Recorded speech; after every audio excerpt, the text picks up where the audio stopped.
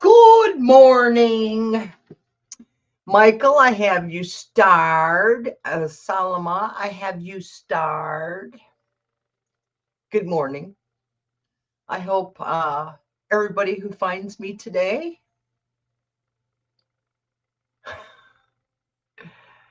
I'm here. So the title is the Yetti going to the dentist again? Yeah, probably. So I want to talk about how we're all feeling right now. One of the things that I want to talk about is us being empaths on this channel. We breathe, breathe. Good Power morning. on. Power on. Bluetooth connected. So I don't know what's going on in the White House no more than anybody else does, because we're not connected to the White House. We're not in there. So I'm thinking that maybe we need to stop concentrating on what we can't change and concentrate on what we can change. And one of the things I can change is how I go forward from this day forward. Every day is a new day. You realize it's the beginning of our future. Every day is. So if you take and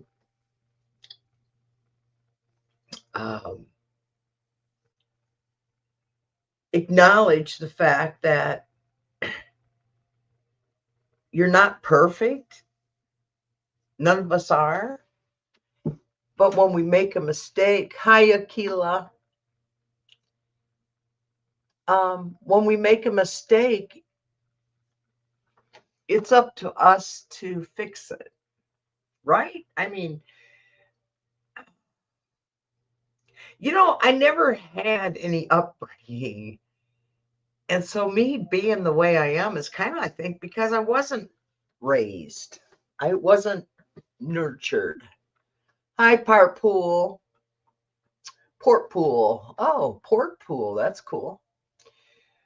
Hi, how are you? So I just want y'all to know that today is the beginning of your new life. And if you take and always, I want to move closer.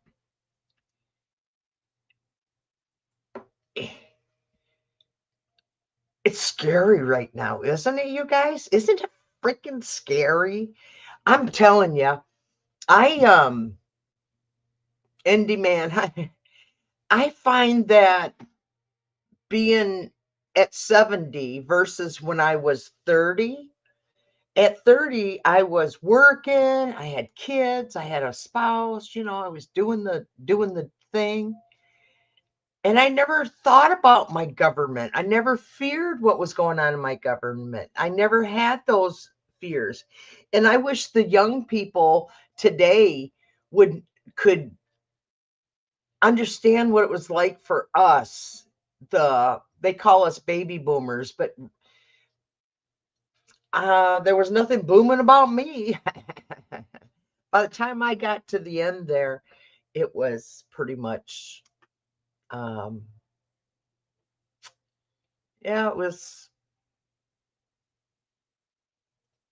it was weird. What are you here for? I'm here for guidance, Leroy, because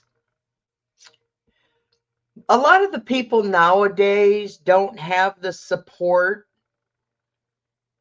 that we used to have, because families didn't have to live across the country. If they did it, it was more or less out of choice, where now it's becoming a mandatory or an important thing, so that when we're dealing with cutting, when they started cutting all the safety nets for the working people, our country has been getting slowly destroyed. It started back under Reagan, when he eliminated all of the mental health hospitals, insane asylums, stuff like that. They eliminated them. So then they put those people in the streets. So now we have, now that we have all these people in the streets and living in our houses that don't get any mental health help. What are we supposed, what are they supposed to do? What is us and our families? I couldn't put my sister away. She needed it. She really needed some mental stability. And because of the new laws under the Republic, or not the Republic, Reagan, President Reagan changed when he closed all that. Now our families can't get the help. Like, we can't help our families because they tied our hands. We couldn't put her into even a short-term safety situation. My sister and I, we tried. And unfortunately, my sister died alone in a motel room in a rural town. And I had to go and clean up her room where she laid on the floor and died. Okay. But I loved her and I took care of her. I even bought her a house at one time and she refused to live in it. So I ended up selling it because she just refused. She was she needed help. Yeah. And we need more help. And I've been really watching the cop shows a lot. And a lot of those people that come up against the law, it's just that they're frustrated. They have no money. They have no way of helping themselves. And now it's even worse because that organization that came in and wiped out all of our federal jobs. Yeah, in the hospitals, in our local little hospital right here, just in this little clinic by my house, we lost 2 doctors here, and it's getting harder, isn't it? So I don't know what to tell you guys for encouragement, because I know the Yetti was going in for another dental treatment, and then I saw that he might have had to go in. Yeah, even a little short-term stay would help, but they don't. Our hands are tied. We can't do nothing because they took it from us. Am I single? Well, yeah, Jay, are you single? Yeah, I'm single by choice. Life is okay. It's not bad. Good morning, Shining Love. Connecticut. Out there grounding and getting energy. Oh, this is what we all need. Yay, yay. Don't we all need that? Thank you, Shining Love, for sharing that with us. Anybody have anything to say about what I'm talking about? Aren't you frustrated? Do you have family that you want to help, but you can't help because legally your hands are tied and you can't help them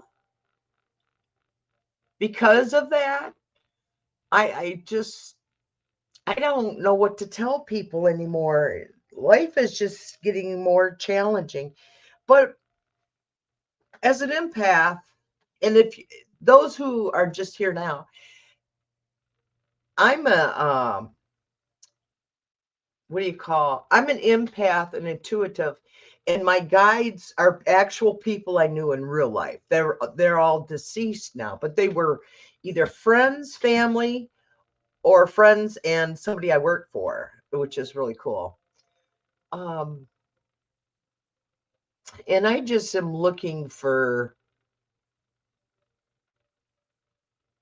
that space, that time where you put your time in working, and at the end of the work week, you pay the bills and you see what's left over, and you actually have enough to buy a pizza dinner for the entire family for Saturday night and watch great movies, or have a barbecue in the backyard with all the family, and not worry that, oh, can I afford to pay the light bill next week?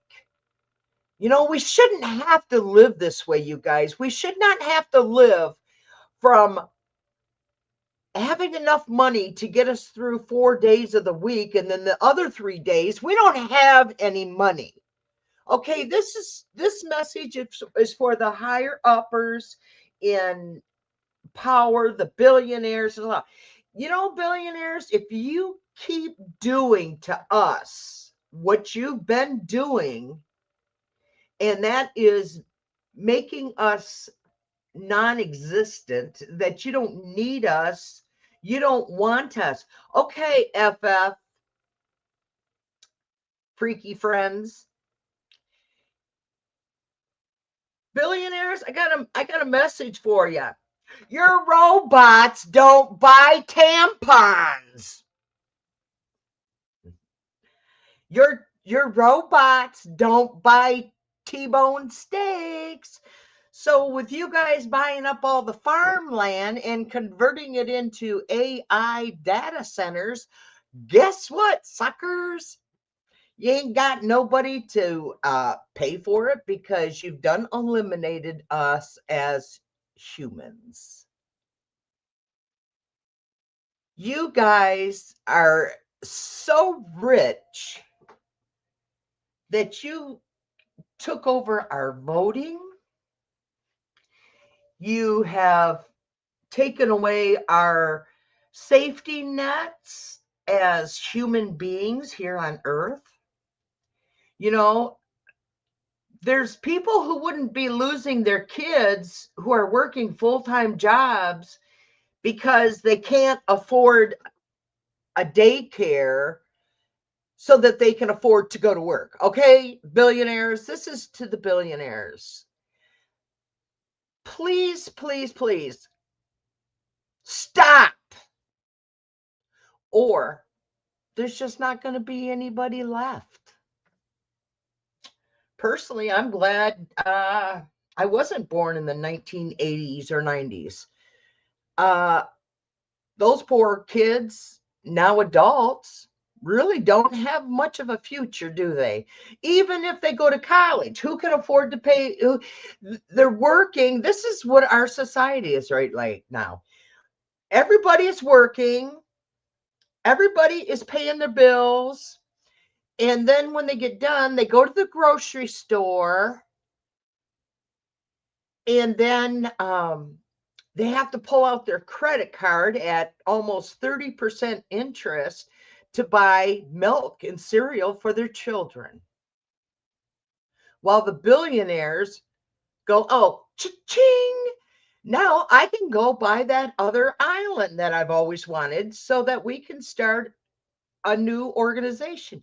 And have any of you heard about China actually putting AI data centers out in the ocean so that it doesn't have to require using humans' water supply and humans' electricity, so that we're not paying $300-400 light bills per month for a data center that I really avoid using. So, yeah, I wish they'd all move to Mars too. Hey, they can do whatever they want then. They can just do what they want. But that's really a good energy because they're not stealing our water. Ah, I'm not college educated. I had some college, but I never got a college degree, okay? I have life experience. I have learned from working and living and experiencing, and it's okay. I hate the light in my. That's why I keep moving around. I keep trying to get out of the light. Um, it just sucks, people. I'm serious. That's even worse. I gotta go down. No, okay. It's just gotten worse. Yep, ND man. I wish they would move to Mars. I'm just so sick of it. Do you realize that at the rate we're going right now in this country, that um there may be nothing. I don't know if we're going to have a country. I'm very, I see, well, okay, let me put it this way.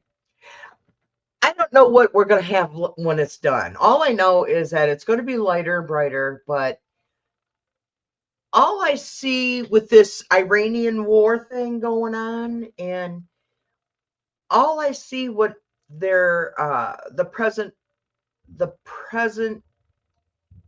government run operations here are making it possible for solar air or solar power, wind power, and water power to become more desirable and more efficient financially, and a heck of a lot better for the environment of our country. So that's my point. That's where I'm at right now. I just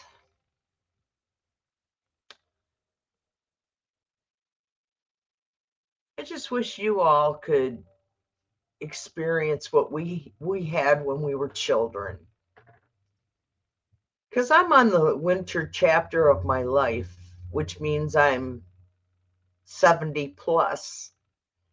I'm in the winter chapter. I'm in the analyzing, looking over things, figuring out where I was, where I want to go,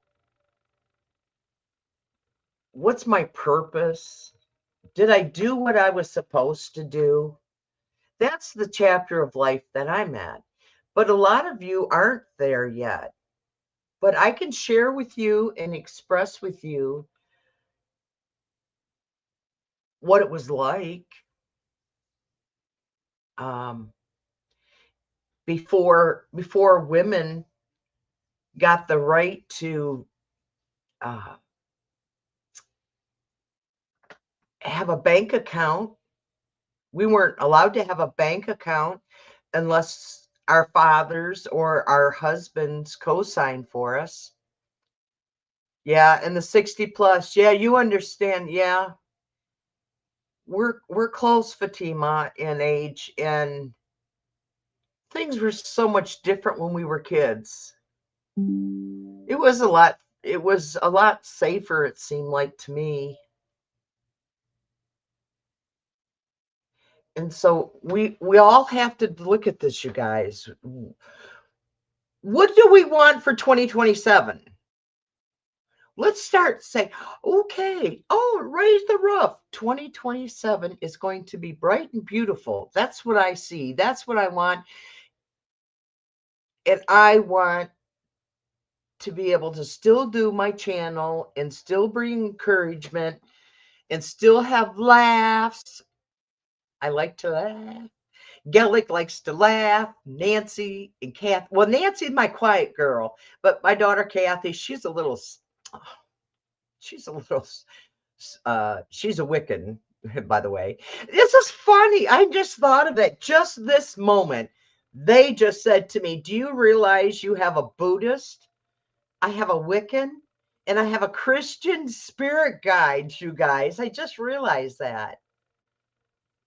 Yes, common sense and harmony. We had more common sense back in the day in harmony. And now, ever since the last 11, 12 years. And I'm not going to say it was just that Yetti. It wasn't just him.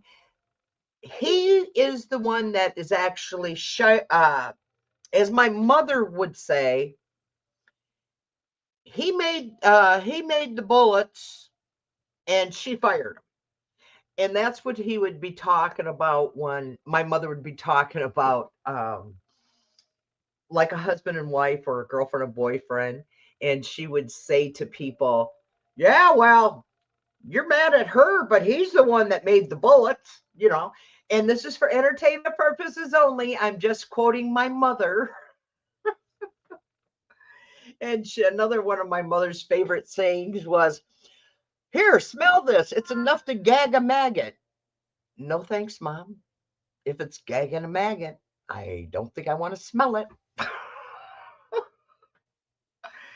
So we have to go back to those times, you guys, and stop worrying about what Humpty Dumpty Dicky Tiny Dicky Mushroom Head is doing. We don't have to care. So he's gone to the dentist today. Come on, Barry. And if y'all don't know who Barry is, check it out on Sunday nights. There's a lot of channels now. We're all saying Barry. We want Barry to help us out. Come on, Barry. So what else is happening, you guys? You know, I do watch the news. I don't watch a lot. As soon as they start irritating me, or as soon as my spirit guides start saying, okay, that's enough information, I change it.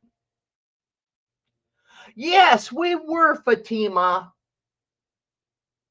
You know, this is what life was back then. You know, I had a bike my father found in a park, and he cleaned it up and he put new tires on it, and I had a bike.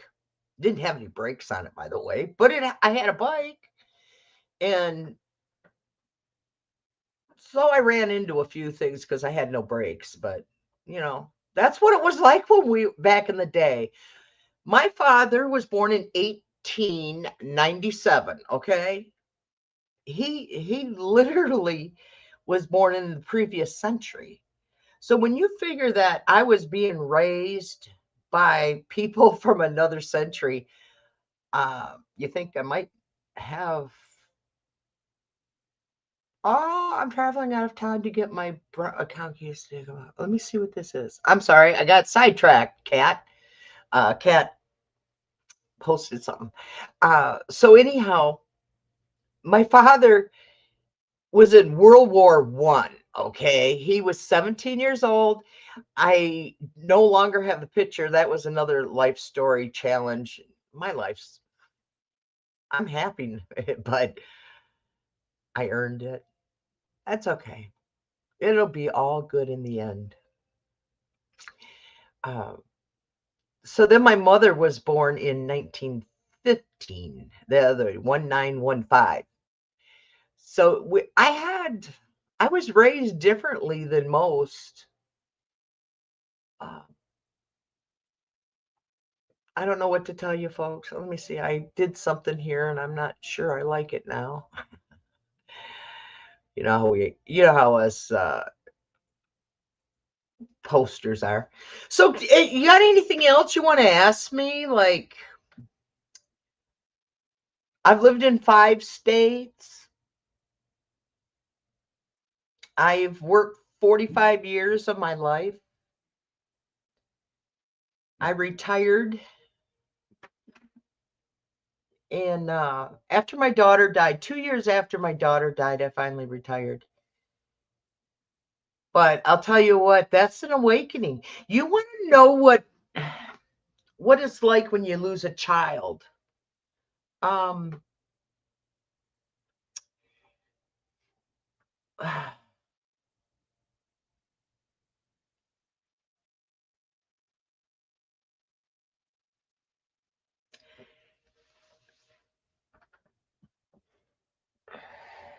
October 30th, 1971, I was dropped off in a hospital emergency exit.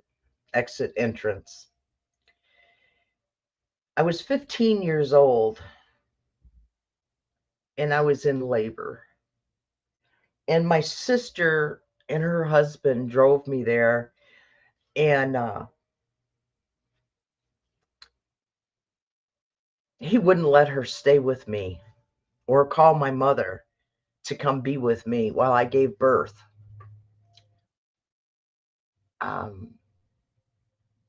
My daughter Kathy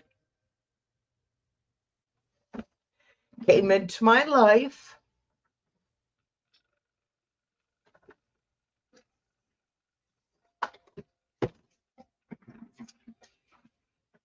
Kathy came into my life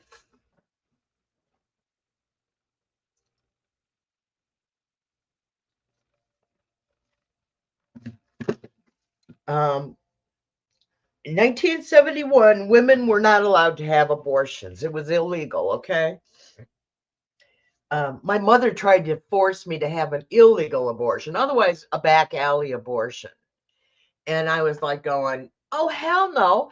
And besides that, Kathy wasn't conceived by rape or incest. Kathy was her father was my boyfriend from the age of, I want to say 13. I was 13 and he was 16. He was 3 years older.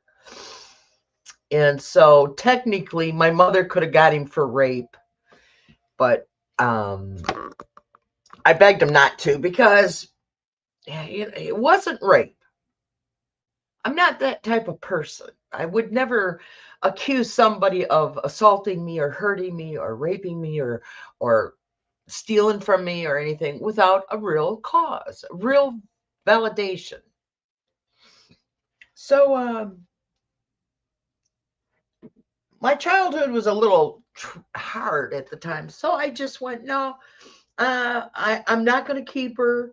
I had a baby bed. I had worked. I was going to homeschooling. I was doing everything I was supposed to.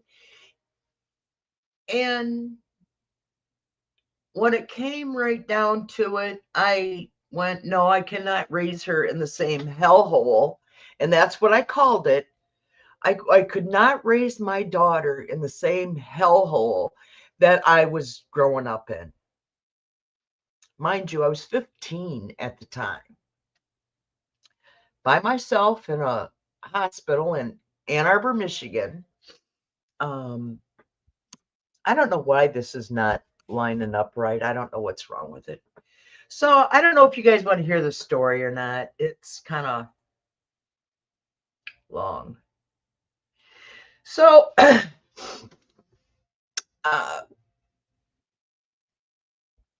had Kathy and I, she was born. It was just her and I. And when I'm sorry, it's when she was born, it was in a Catholic hospital. So we had nuns as our nurses. And the nurses would say that at nighttime when I would get up and walk in my sleep, and I would stand at the nursery windows and stare at her and just cry. I don't remember it. That's what they told me I did. I never cried like this about this. Thank you, you guys. I'm sorry. Fuck the Yetti today. Fuck the Yetti. Fuck the pedophiles. Fuck the Russians, the Iranians. Fuck them all. They're not the ones paying for our food on our tables. They're not the ones paying our electric bills. They're not. It's us, you guys. We have to stick together. It's us. We have to help each other. And when my daughter was born, I gave her up, and I was able to get a baby picture of her from the adoptive parents. So it was really nice. So I carried that with me all my life. I had a baby picture of her, And then when she was like 3 or 4, they sent me another picture of her sitting on Santa Claus's lap.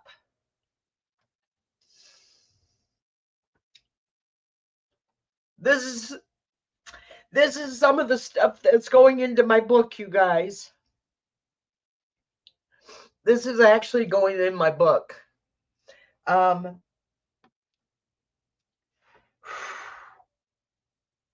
So when she was born,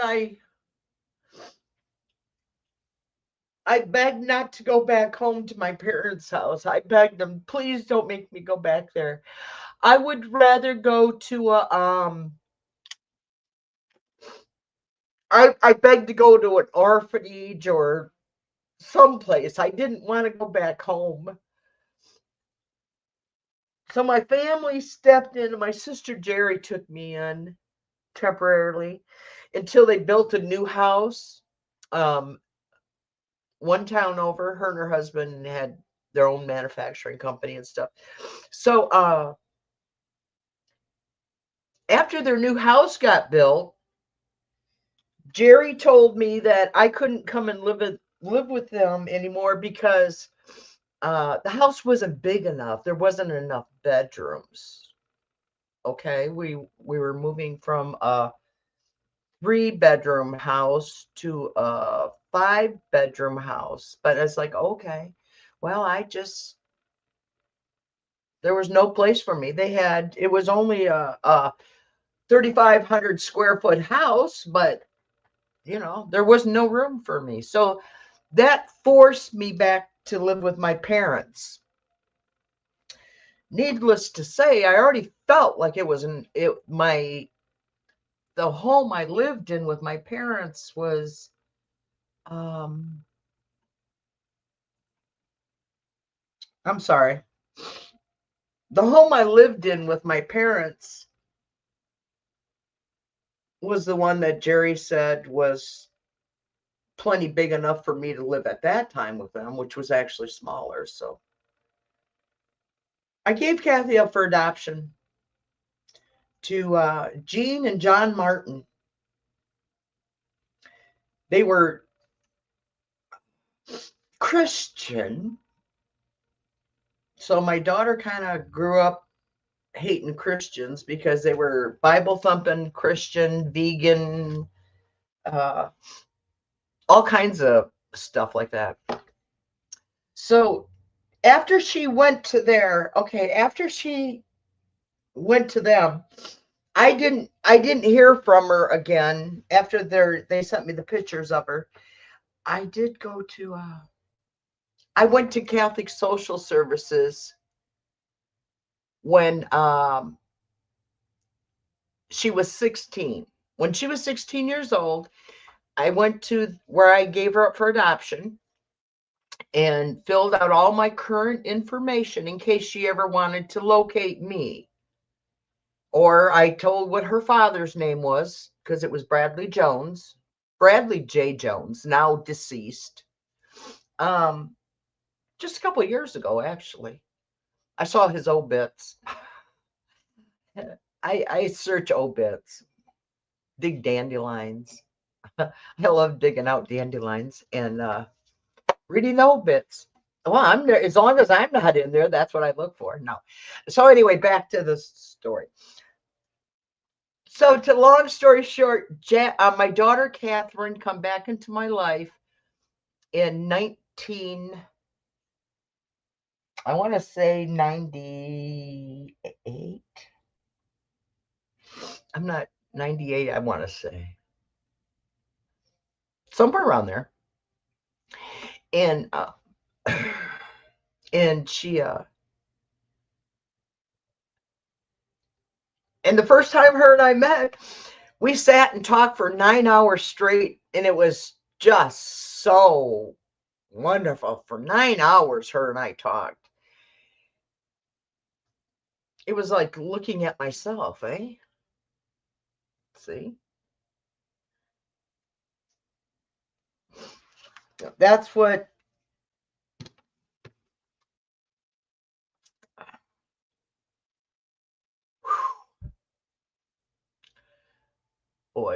boy. So anyhow, let me go on. On. When she was 24 years old, she looked me up. So the first 24 years of her life, I didn't get to see her other than the pictures. And it was just so healing. And I remember that because I was sitting at my kitchen table with my now ex-husband, my husband at the time, and we were sitting there, and I got this phone call, and it was like this huge, it was like what do you call it? A dam broke loose. It was like a dam, just like all these emotions of 24 years of worrying and wanting to know and feared that she wasn't safe. It was so healing at the time. It was very healing, actually. So then, from then, we lived together off and on for 16 years. I helped her have deliver her children. We worked together. I'm looking for. Hold on, Denise. Here we go. So that's what it was like. That's why my daughter, and she's here with me. Okay, you guys, my daughter's always here with me, which is, I'm blessed for that. Um,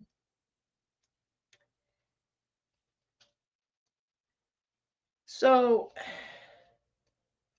I'm gonna, where is it? I'm looking for it. 83. Here it is. Um,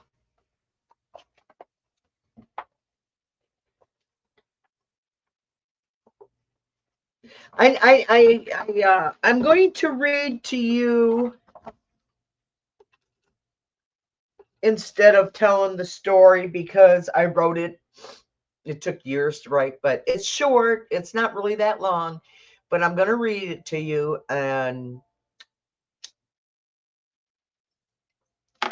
I know, look at this. Thank you, Fatima. Thank you, Akila. Thank you, Kat. Everybody. Skella. It's called The Longest Drive. I was a truck driver at the time my daughter died. And the reason I owned my truck was so that I could always get to wherever she was as her health was crashing.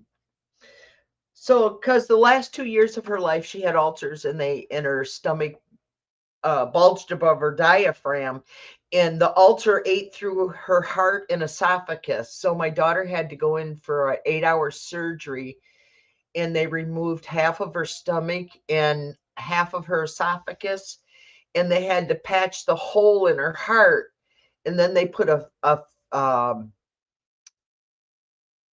drainage bag on her chest for her mouth because her esophagus, her throat never longer hooked to her stomach. So then she had to have a feeding tube go into her lower stomach. Okay, this is what my daughter and I went through the last 2 years of her life. So by the time she passed away,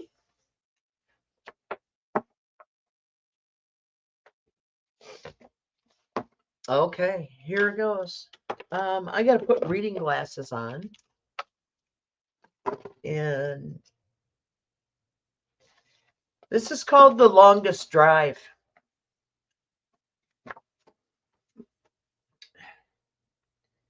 What a beautiful morning. The sun is shining and warming the day nicely for an early day in May. I'm killing some time by talking with the security guard. By the way, my daughter died in May of 2012, okay? And maybe that's why this is hitting me so hard, because this is the month she passed. Okay, back to vote. Catherine, help me read this. Gellick, Nancy, thank you. Okay. What a beautiful morning. The sun is shining and warming the day nicely for an early day in May.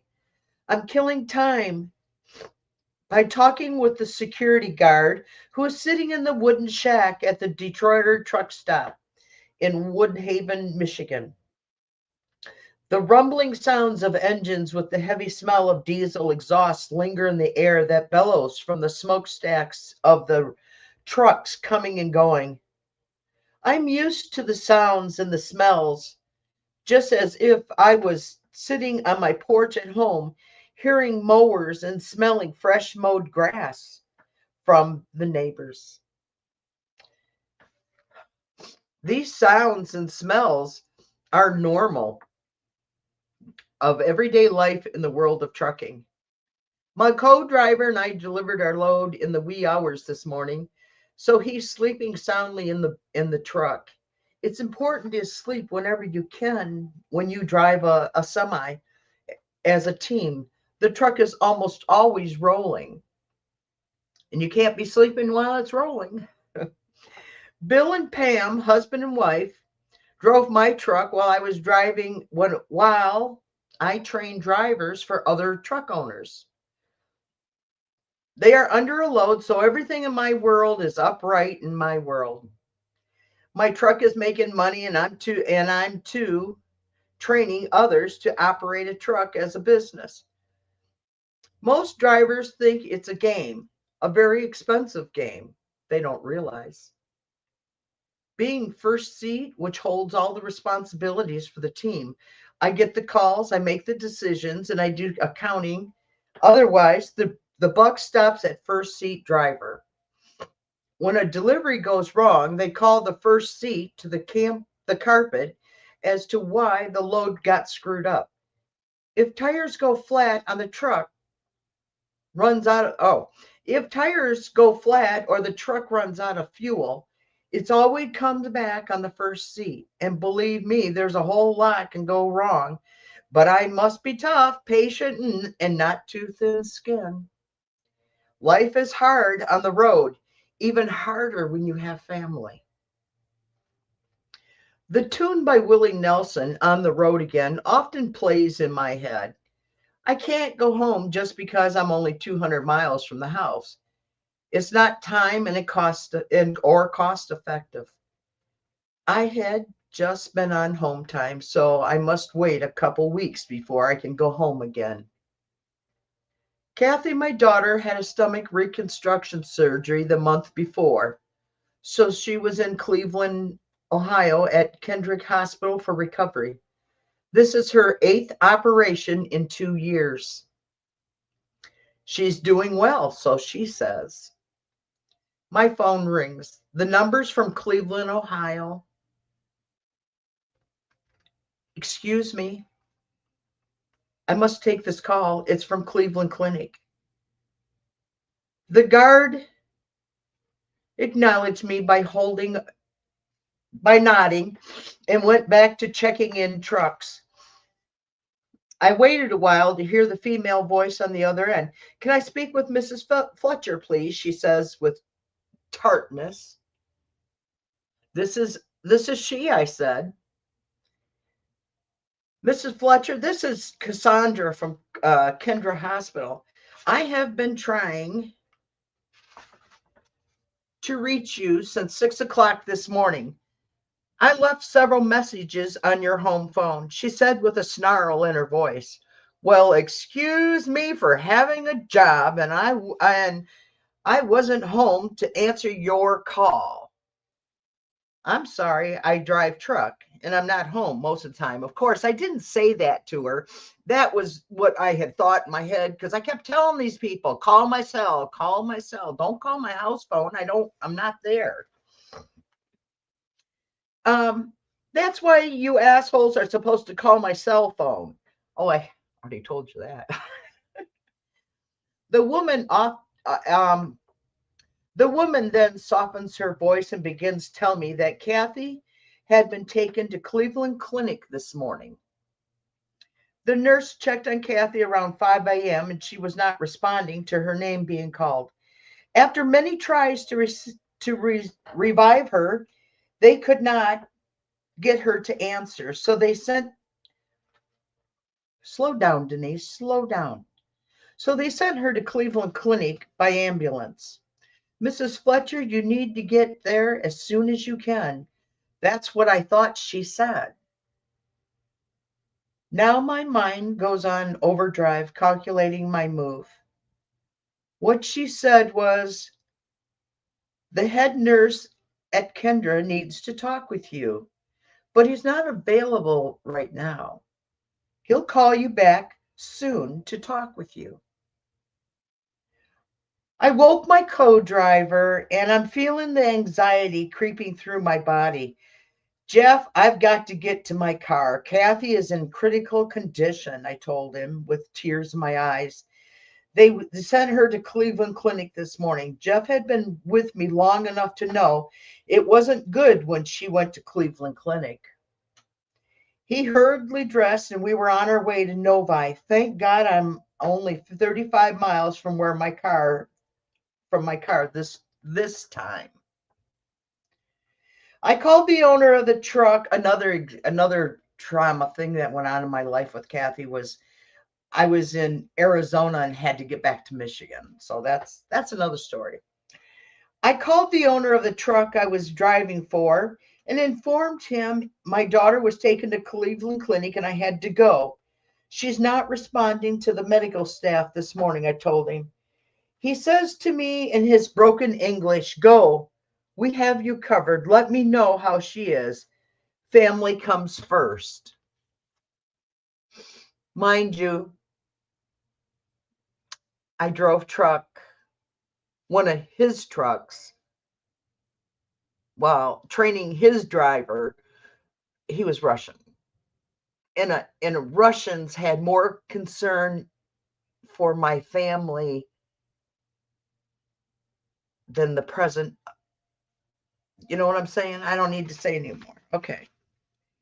He says to me in his broken English, go, we have you covered. Let me know how she is. Family comes first, Denise. Too bad corporations, dispatchers, and load planners don't have this kind of compassion. I have had dispatchers downright disrespect me when I needed to get home for a family member's funeral who had died unexpectedly by a farm accident where he was killed. All the dispatchers want to do was cover his loads and told me, get over it. People die every day. I called his boss and within 2 hours, I was dispatched on a load heading towards home. The dispatcher was heading home too with a pink slip in his hand. I don't get mad, I just get even. That was a t-shirt my mother made for me. After going to the yard where our cars are parked, I pulled my gear. I pulled my gear bag from the truck. Bye, Jeff. I'll call you when I have more to tell you. He gave me a hug. It's going to be all right. She always pulls through. She's a tough, just like her mummy. I hauled ass towards Cleveland. The next 3 hours was the longest trip I have ever driven in my life. On a normal day driving truck, 600 miles is a short trip in trucking. As I'm driving, all I can think of is all the pain Kathy has gone through for the last 5 years of her life. Lord, how much more can she take? Please make this trip bearable. I just want to be on my daughter's side. My worst day is still better than Kathy's best days. Taking over my sanity, a headache is coming, and I need aspirin. Oh, wow. And I'm thinking, where are those aspirin? I always carried aspirin in my purse. I have for 40 years. Just in case of strokes. It's my family history. I need an aspirin. Where are those aspirins? While I dug through my purse.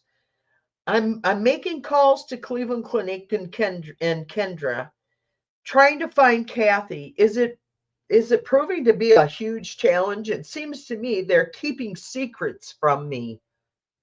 Nobody wants to tell me. Where is she? Cleveland says she isn't there, and Kendra says they took Kathy to Cleveland. Kathy and I end up, I gotta take those off. Kathy and I have been, we had a standing joke. And she would call me and say, Mom, I'm headed to the spa. I had told her one time, Kathy, you really need a new travel agent. These resorts she keeps booking you into suck. It was our way of putting a little humor into a life-threatening situation that her and I were living through. When she is in or heading to the hospital, she calls or texts the spa message to me. Mom, I'm at the spa. This time she did not call. She did not text. It is a hospital staff who called. I knew it was more serious. No jokes this time. The winter before her heart surgeon, the winter before, her heart surgeon called me about emergency heart surgery. That's how come I knew it was serious, because they would call me. An aneurysm developed on the backside of her heart. He had to go do emergency surgery, but Kathy's surgeon kept me informed with updates day and night. She pulled through a terrifying death again. That's my girl. I'm amazed Catherine didn't have a stroke before the aneurysm had been found, the Dr. Smith said. Mrs. Fletcher, I did an experimental procedure. I have only done this procedure twice. It is a mushroom-shaped plug I insert into the hole of Kathy's heart. After removing the aneurysm, over the time the muscle will grow back around it to close off any leakage of blood. Do you have any questions? No, doctor. She recovered and was back on the road to life. She had been through this same scenario too many times to count over the last 2 years. My emotions were always on a roller coaster. I called Cleveland Clinic and asked the front desk for her room number. There's no Catherine Martin checked in. Maybe she's still in the emergency room. Would you like me to transfer you to the emergency, she says? Yes, please. Hello, this is ER. How can I help you? Hi, this is Denise Fletcher again. I was wondering if Catherine Martin had been brought in yet. I told you there was no Catherine Martin brought in. Agitated as she told me, I explained to the lady that I was told by Kendra in hospital that she was brought there this morning at 6 a.m. and now it's early afternoon. Well, she isn't here, in a short tone. Okay, I just want to know where my daughter is at. I called Kendra and the woman told I called Kendra and told the woman that the Cleveland Clinic said she had not had been brought in there. I asked her, what was she brought back to Kendra? She says, no, but you need to speak with the head nurse. Can you hold Mrs. Fletcher? And I said, yes. Now I'm really getting panicky. This damn headache, I said aloud.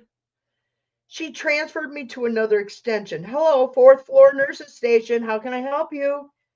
After asking to speak with the head nurse about Kathy Martin,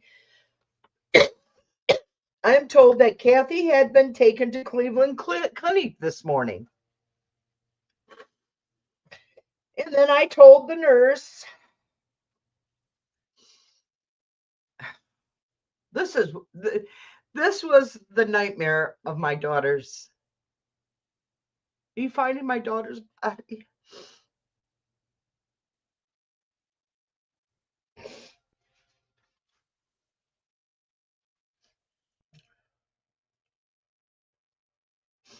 I'm sorry.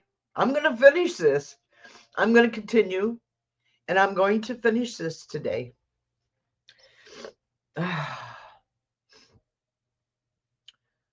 Let me go back. Again, I explained, Cleveland says she's not there. Then I'm told by the nurse, you need to talk to the head nurse who was on duty at the time. I was transferred, and this time I got voicemail. So I left a message to call. Please call me because I can't find my daughter, Catherine Martin, who was taken to Cleveland Clinic this morning. I called my son, Kevin. I'm heading to Cleveland because Kathy was taken to Cleveland Clinic. He asked a few questions. My answers were, I don't know. I can't find her right now. I do not know where she is. She's between Cleveland Clinic and Kendron Hospital. By now, I'm really getting a sick feeling in my stomach. My head is hurting as if it had been placed in a vice, which periodically is being tightened tighter and tighter. While driving, I'm digging through my purse looking for aspirin, but cannot find them. I know they're in here. I always carry aspirin. My phone rings. Oh, oh my gosh. Okay. Oh, I'm so sorry. I'm going to get through this. My phone rings and it's the head nurse from Cleveland or at Kendron Hospital. Hello, Mrs. Fletcher. Mark Anderson from Cleveland or Kendron Hospital. Mrs. Fletcher, are you driving? He asked with urgency in his voice. I said, no, Mr. Anderson. I have been trying to find Kathy. Cleveland Clinic says she's not there. By this time, I was parked at a rest area on the turnpike in Ohio. Mrs. Fletcher, what have you been told? Well, I've been told that Kathy had been talking with the night nurse about 4:30 this morning, and she told the nurse she was tired and was going to go lay down. About 5:30 a.m., the nurses were making their rounds. When checking on Catherine, she said she was not responding to her name. They tried to revive her and nothing was happening, so they sent her to Cleveland Clinic. That's right, Mrs. Fletcher, Mark Anderson had said. And then I said to him, she passed away, didn't she? He says with a lowered voice, I believe so. You don't have to go. Yes, I do.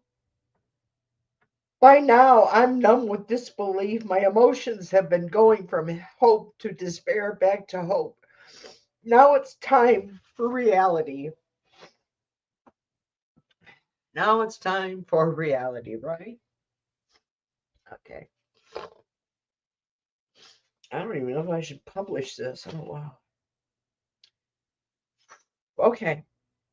Do you all mind if I take a little break here? Just let me take a break, take a drink of coffee. Oh, I forgot to turn my heater on. My coffee. Oh my gosh. So sorry. I will finish. It's not that much longer, just a couple more pages. Ah. Oh. What is this? You must have stolen that.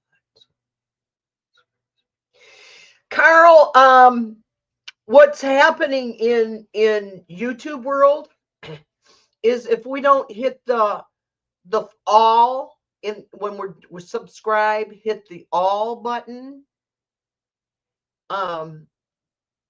is a analytical type thing that's going on. So just have your people make sure they go through and put the all button on following you. Okay.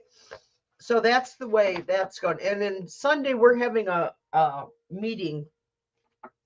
Some of us are, to figure out how we can fight the algorithm that they're presently have us under.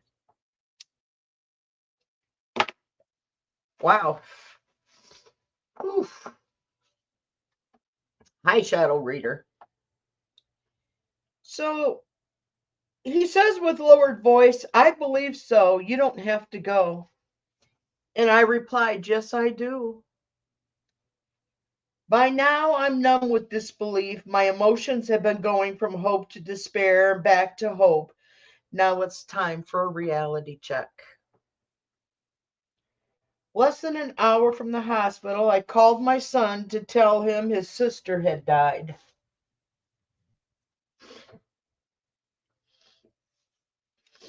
He asked, Mom, you want Wayne and me to come get you?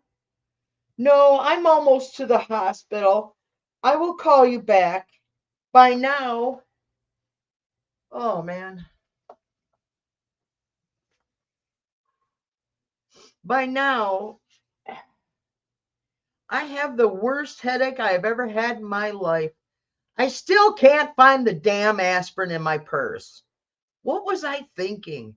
I should have told my son yes, because I don't remember the drive back after leaving the hospital. Come to think of it, I didn't remember most of the drive to the hospital either. I went into robot mode and is the only thing I can recall. When you are, as I know now, I'm an empath. This kind of explains this. With tears streaming down my cheeks, I called Jeff to tell him Kathy had died and I wouldn't be back for a few weeks. Jeff, please call Levin for me. He said he would. I called Bill and Pam and told them I wouldn't be available for a few days. My daughter had died and only called if it was an emergency. They were running my truck. Um, Ilya is the owner of many of the trucks that I had driven for. He was instrumental in helping me to buy my own truck. He called me when he heard my daughter had died. We talked until I got to the hospital. It really helped to have someone to talk only about business in the past. He was a staunch Russian businessman. In his culture, women rarely worked outside the home, and driving a truck was out of the question. Women could only ride with her husband. I was respected by him as a truck owner, and as a woman, which was quite telling. That spoke volumes about me in the Russian trucking community. I had respect. When I arrived at the hospital, I went straight to the emergency section and asked for my daughter's location. The woman I spoke with earlier on the phone was the snippy tone, said to me, I told you on the phone, there is no Catherine Martin here. While in shock, I explained to this bitch, I was told by Kendron Hospital she was brought here in this morning and she died. My voice is low, tears are in my eyes, and my heart is shattered. She tells me to have a seat. She was going to find out where my baby, my daughter, was. My head is exploding. My vision is blurred. My stomach's in knots. And it's taken them forever to have the liaison call my name. Mrs. Fletcher, would you come with me? I followed her down a long hall to another short hall. She asked me to wait outside the door, 204. It was the door to the room my Kathy had been laid out for viewing. There she lies, covered to her chin with the white sheet. Her green eyes are open. Her strawberry blonde hair is a mess. Her belly is swollen. The sheet is raised over her stomach as if she was 9 months pregnant. The lighting was dim as to not wake her from the deep sleep she was in. The liaison placed a chair next to the bed where my firstborn child lies. She asked me, would you like a lock of her hair? Yes, I would. She left the room and came back with scissors and a plastic bag for me to put the clippings of her hair. I sat there, staring at Kathy, wondering what was I going to do with my daughter gone, and her children were gone too. They had been taken from her in 2006, and nothing is left from her for me to hang on to. Nothing but a lock of her hair. October 30th, 1971. A baby girl came into this world alone with only her mother. No one was there. No one was there with them to celebrate her birth. May 9th, 2012. A woman passes away alone with no one to grieve for her passing, only her mother. I had given my daughter up for adoption when she was born 40 years earlier. I wanted her to have all the things I was not going to be able to give her. I was only 15 when she was born. She found me when she was 24 years old, and we stayed together for 16 years. We lived together, we worked together, we cried and we laughed together. We had become best friends. Finally, the hole in my heart and soul was filled, even if it was only for 16 years.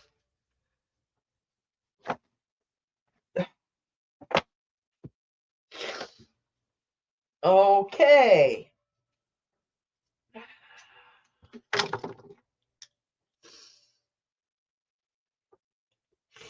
Okay.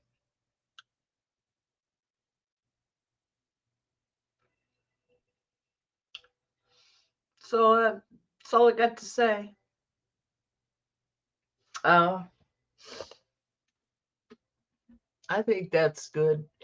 But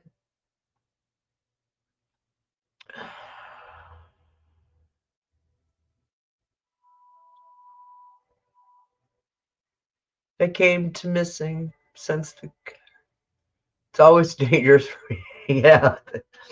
I hear you, girl.